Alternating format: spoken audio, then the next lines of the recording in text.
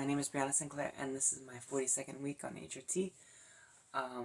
If you like my content, please like, comment, subscribe, and if you feel the need to, you can join me on my other social media accounts. I have a Blue Sky and a Discord. If you have any questions, please feel free to ask, or if you have a recommendation or something that you would like to see, please let me know. And with that being said, let's get right into the video. So as I said, this is my 42nd week. Quick measurements update. My hips are 34 3/4, my bust is 36 1/4, and my waist is 24 3/4. So this confirmed that my bust measurement, actually no, that last week did, my bust measurement did in fact grow to 36 1/4, which is good. But my hip measurement did change. It did go up, and I guess another 1/4 inch, which is kind of nice. I guess that means I'm starting to notice a little bit of fat redistribution, maybe. Oh my goodness.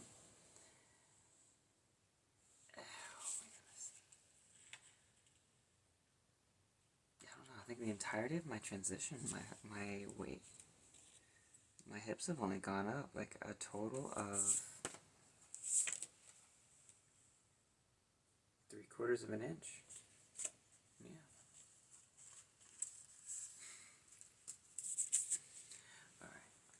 Alright. My emotional state is pretty stable for the most part.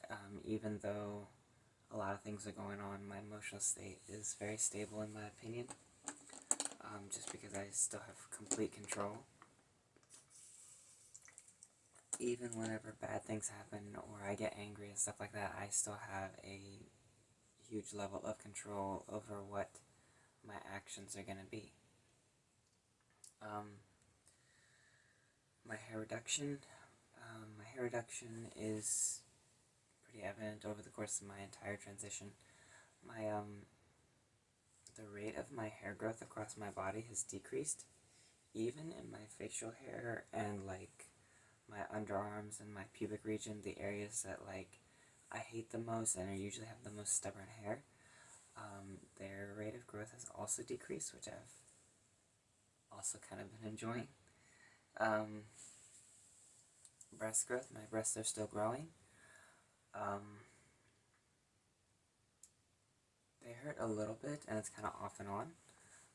Just kind of like based on the day, I guess, or like maybe it might have something to do with like my diet. I haven't really found like a relationship currently towards like the days that they do hurt and the days that they don't hurt.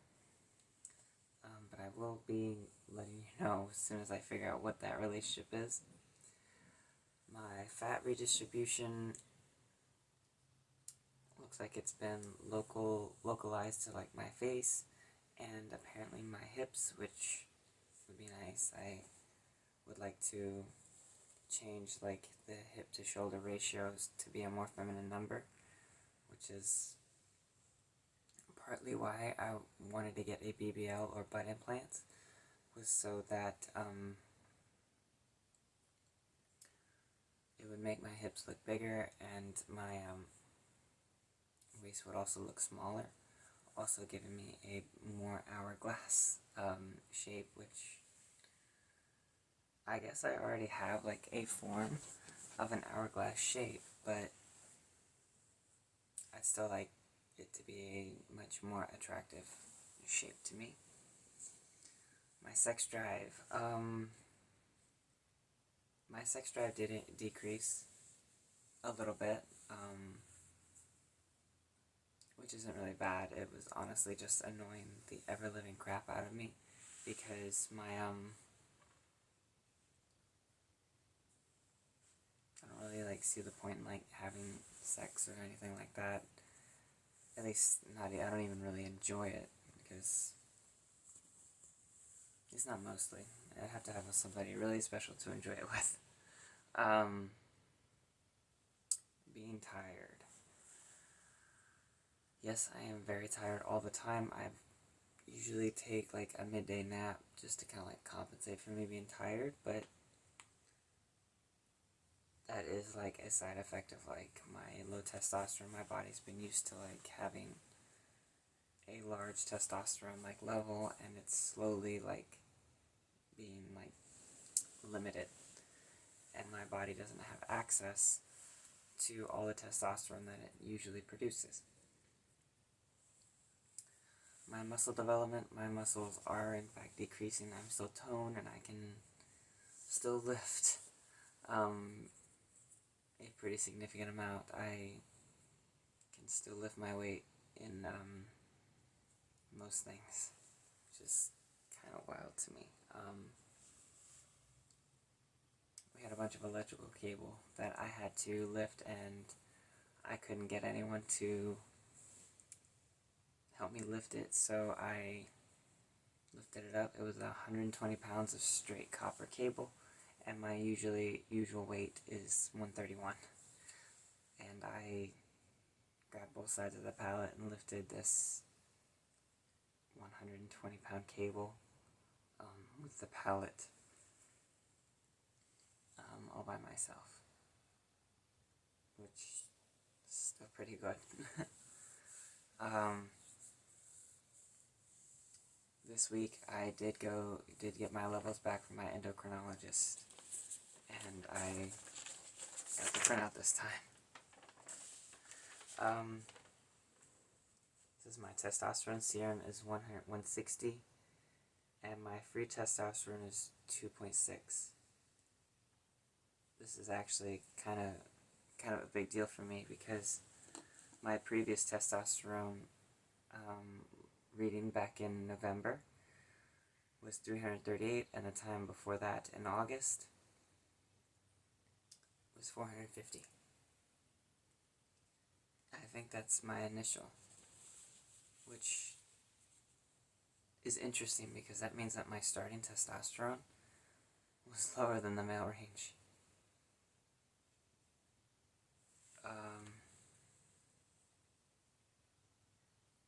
I think that's maybe how that works. No, because the low end of the range is like 200, I think. I'll have to look into that and like correct that, and I'll put something down in the comments below annotating what the low range is. My estrogen went up to 81, like 82 really, it's 81.7, which means it almost doubled from November. My November reading was 43, and my reading back in August was 66. So it went down, and now it's going back up. And because my testosterone level has dropped, and my estrogen is starting to go up, my endocrinologist was a little bit concerned that I was taking too much spironolactone to increase it, so she just increased my estrogen, or my estradiol, to 5 pills a day. I take 3 in the morning, and I take 2 at night, so I get a larger dose, essentially, and I'm hoping that that will hopefully increase the levels, because I honestly thought this whole time the relationships would be like kind of linear, whereas like my testosterone would go down and my estrogen would go up as my levels were raised, or my medication levels were raised.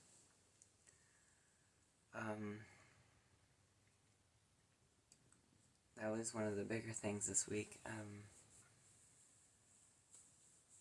My ex did come up, and we did kind of celebrate like a good important time in my life together, and that was kind of nice. I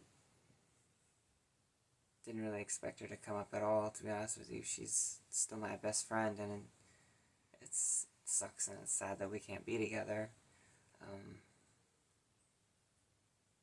she believes that too, but I'm just happy she's okay.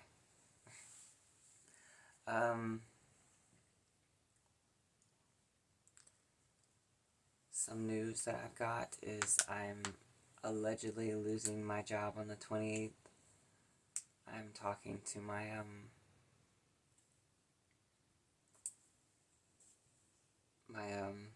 superiors Monday about everything, and I still have to read a couple articles regarding whether what is going on with my career. And I do plan to make a video annotating what that big secret career is if I lose my job, so that way everyone knows exactly what it is that I do and why I have to keep it a secret the way I do. I'm an open book on everything, but that I do have to keep a secret.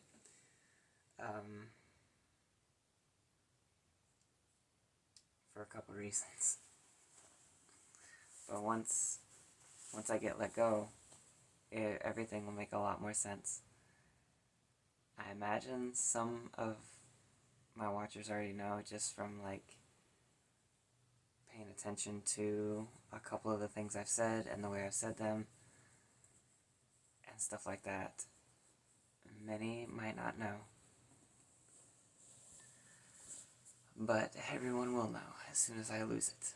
And I'm kind of excited because even though it sucks, I'm losing my job. I spent 8 years at my job. It was 8 years, January 25th of this year, which means I started January 25th of 2017, and it was an interesting time. I did a lot of cool things. I learned a lot of cool things. I met a lot of interesting people,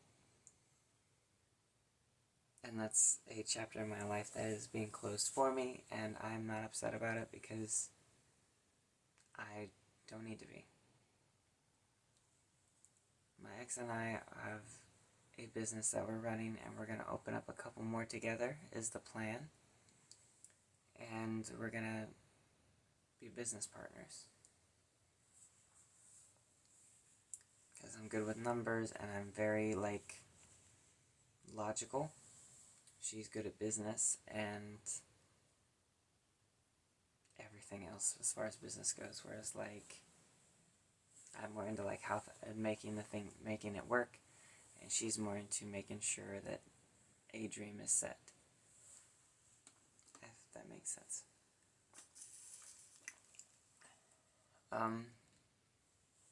Which also means that I will be moving to Florida at some point to help run the business, and I plan to transfer makeup stores to the one that's down in Florida, near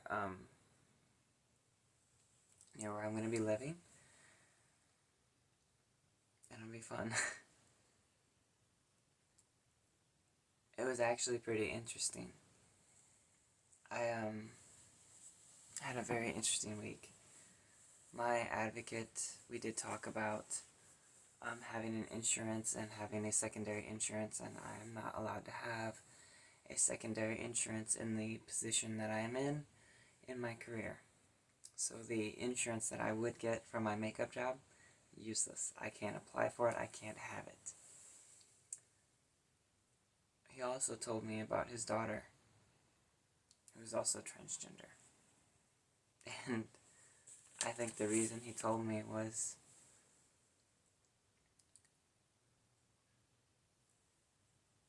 I work at the same makeup store that she used to, which I thought was funny. Everyone whenever I showed up, and I was very open that I was going to transition, and they were okay with it. They told me about the previous transgender person, which was this girl. And I didn't know who she was. I'd heard about her before I met him, and whenever I started to transition, he became my advocate, and I did not have any idea at all. And I met, after he told me, I told him exactly that I knew of her. I didn't know her, but I knew of her just from the people I work with. And she was very good at what she did. Very good. And it was either that night or the night after I actually met her. She showed up, and I actually got to check her out at the register, and I didn't know it was her until her name came up, and I told her hey, I know your dad is my advocate. And she was actually a little surprised and was like, you're the one that he talks about, who has a full-time job outside of what you do.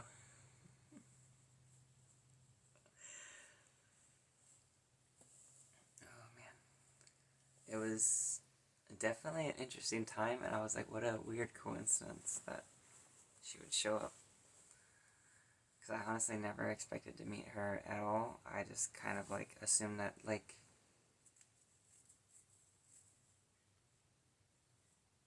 I would just know of her and like the idea of like who she was. But I am glad I got to meet her. She's super sweet and super nice. And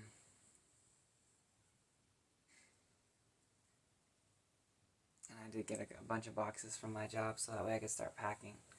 I'm going to start packing up my clothes, and I think something very cool I'd like to do is close out the 52 weeks in my very first outfit. So that way it might be a little bit obvious as like what the changes are over the course of a year. Because a little bit can change just based on the outfit. Like, I can boy mode still, and based on like the type of clothing I'm wearing, I may not even look like I have boobs. It may look like I have like very prominent pectorals, and excuse me, and that might be it. Also, my voice does give me away, so nobody's really like looking at my chest. Whenever like I do sound like a boy, whenever I do present, I do catch the occasional person like looking down my shirt, which I always think is funny. Cause I'm like, if only I had something that like was actually like worth looking at.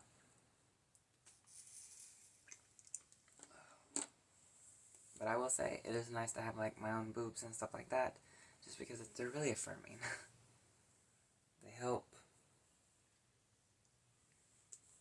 affirm my gender in like a way that not really much else does, and that's why like, because they're so prominent in certain outfits, that's why like I wanted to do my breast augmentation last, and I would rather do like my FFS and vocal surgery first, so that way I can still look feminine and maybe sound a little bit more feminine if my voice surgery goes well. But once I get boobs, it's kind of like, oh, it's a little harder to hide, especially since like to make my silhouette a little bit more feminine and to not make my shoulders look as broad, I would need something a little bit larger than normal.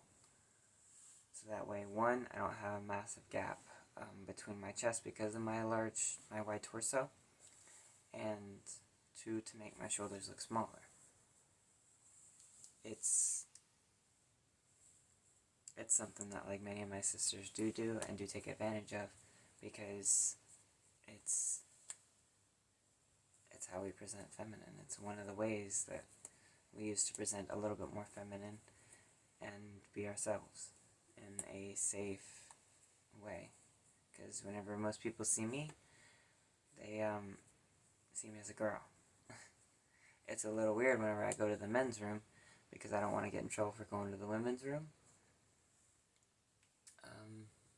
I went out with a friend of mine because she was having a rough night, so we went out drinking, and we both like cried over stories and stuff like that, and we danced, and so obviously I had to go to the restroom at some point, and I went to the men's room because I'm not going to get in trouble for using the ladies' room, and I'm not going to be called a predator whenever that's not the case.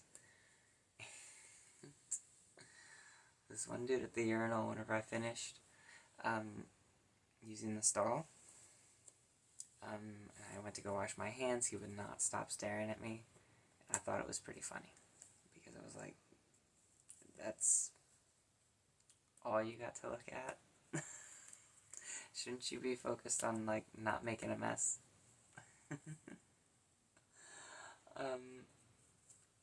it made me laugh, personally, because he was just astonished that I was even ballsy enough to do it.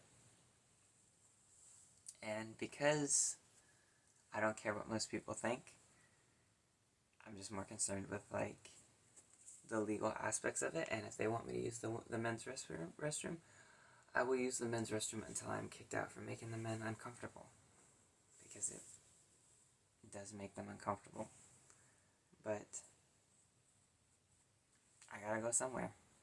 And I'm not gonna drive home just for the sheer fact that a boy is uncomfortable with me sharing the bathroom because he voted a certain way. I don't care because this was their choice. I'm kind of remorseless in that aspect. It's kind of poetic justice in a way, in my opinion. I think it's funny. Many are gonna think I'm a lunatic for doing it, but I think that if we all take a stand in our own way, and mine doesn't even involve words because my words usually fail and do not capture the message I try to convey, whereas my actions do, I think it's all good. And me using the men's restroom looking full feminine, I think is one way to tell people, like, we deserve rights just like anyone else, because it's deplorable that we have to abide by this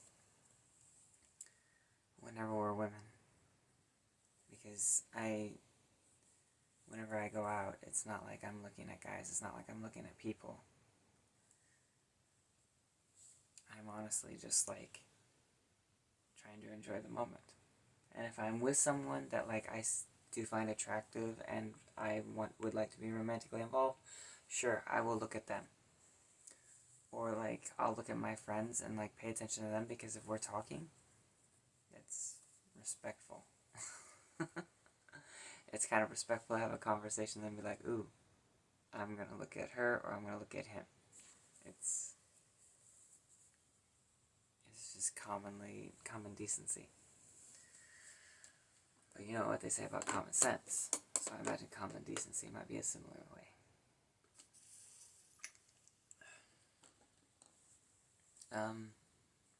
Once I get kicked out of my job and I move down to Florida, I do plan to transfer endocrinologist. My ex has one that she goes to see to monitor my levels, and I plan to continue my transition plan provided by my job, because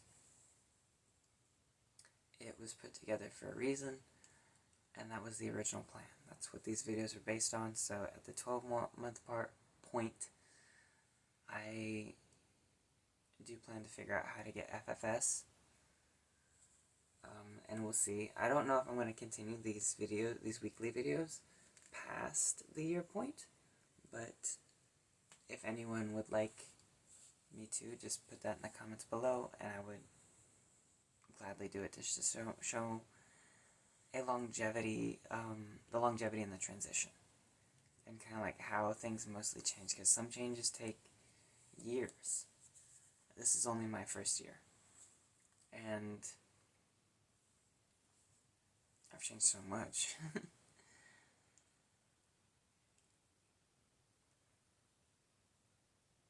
It's just kind of funny because I didn't know if I would ever get here at some point, and I never expected to be as pretty as I am whenever I'm dressed up. Whenever I am all dressed up, I do feel good. I feel attractive in a way, and I feel like a girl.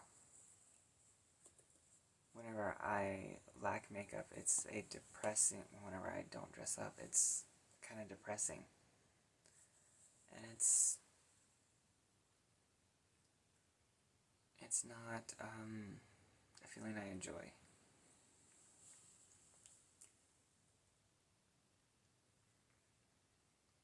But whenever everything's all said and done and I get dressed up and go out, I'm so confident, and I'm so, like, just myself.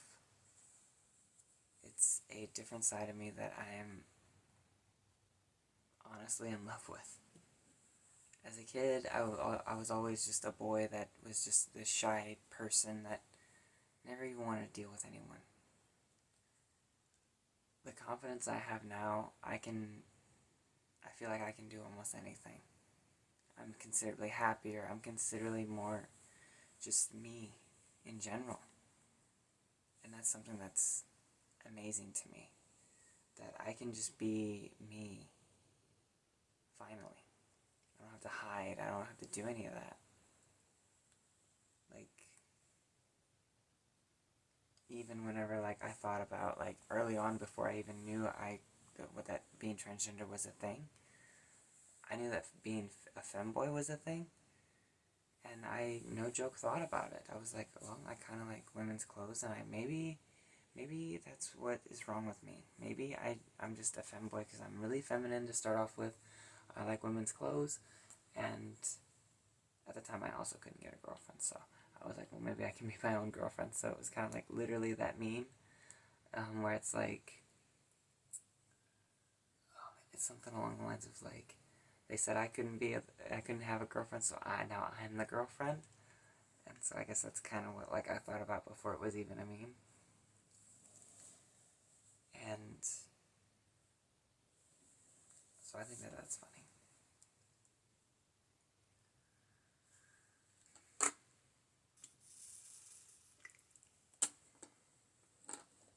I do think it's interesting. Whenever I do get dressed up, I do thank people for gendering me correctly, because they're being respectful, and not a lot of people will be. Whenever I get sirred, I do think it's funny to waste people's time, because that's something they're never going to get back. Just like that moment. I'm petty. I'm very petty, and because I'm in a working status, whenever I get misgendered most of the time, I have to be professional, and I am very professional whenever I waste their time.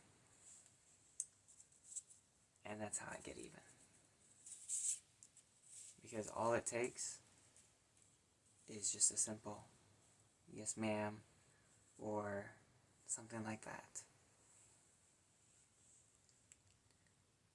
And whenever they go sir, just because, like, I admit, I know I sound like a boy. I know I do, and I will be the first one to admit it. But I'm trying. I'm at least trying. It takes a while. I look up to, like, all the other transgender girls who can sound like a woman. Like a cis woman.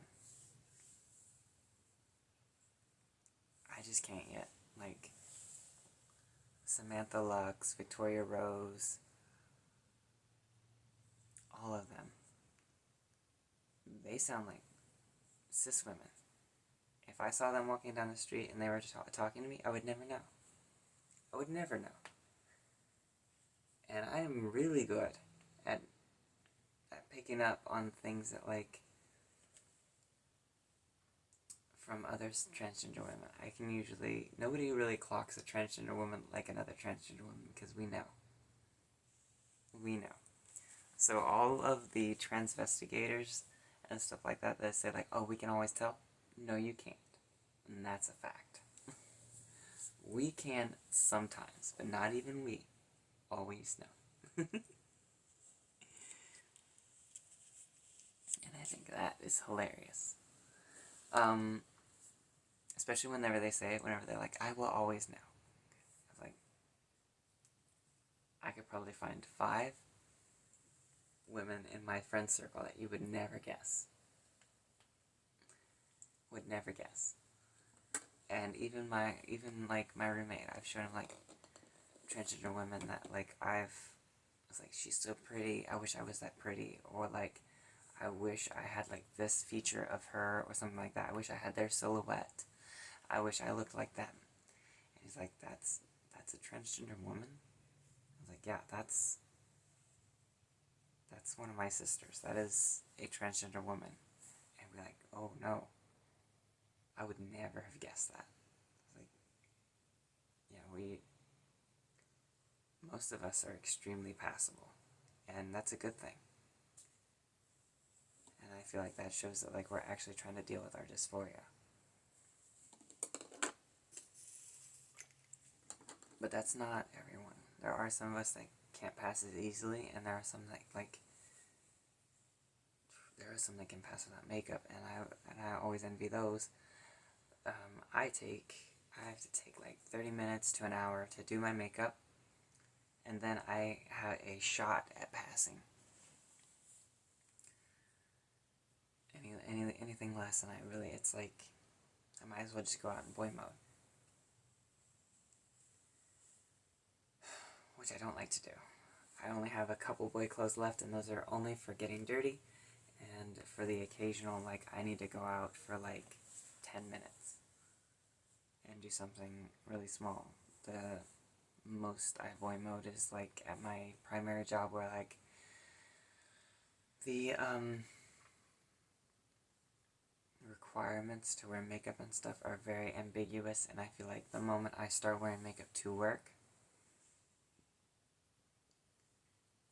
I will be told that it is faddish, or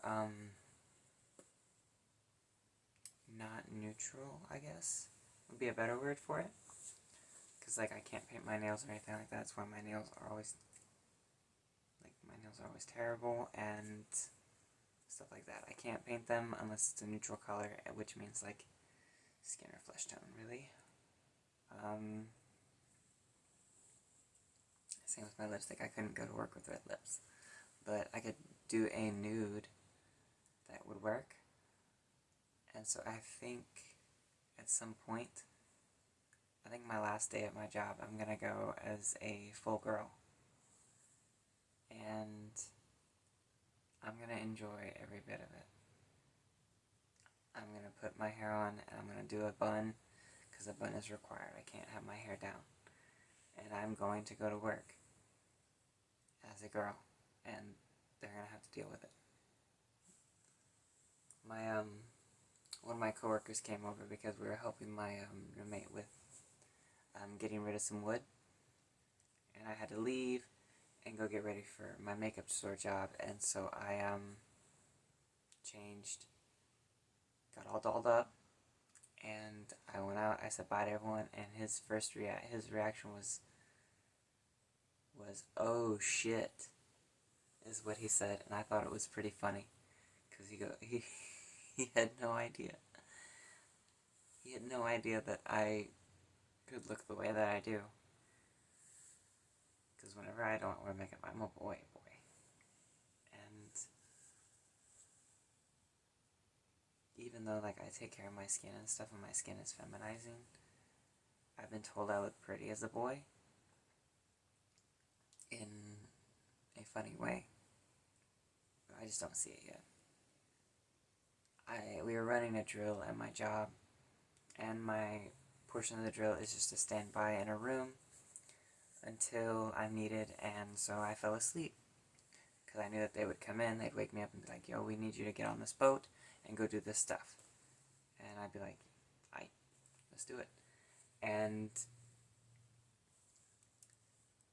so I fell asleep, and one of my friends was like looking at me, and she told me later on, was like, I was watching you while you were asleep, and you look so pretty. And I was like, thank you. Being called pretty does help, I'm not gonna lie. It makes me feel really good whenever people actually call me pretty, because it makes me feel like I put in, like, an adequate amount of, like, effort into looking the way that I do.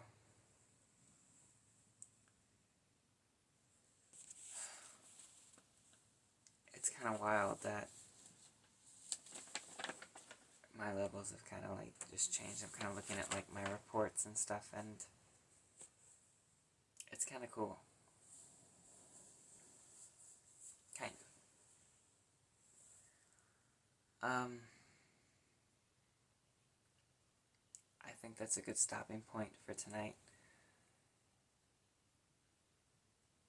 I think I'm gonna pack up at least one box of clothes and call it a night. if you like my content, please like, comment, subscribe. Join me on my Discord and my Blue Sky to show me your support. Please like, comment, subscribe as well. This is Brianna Sinclair, signing off.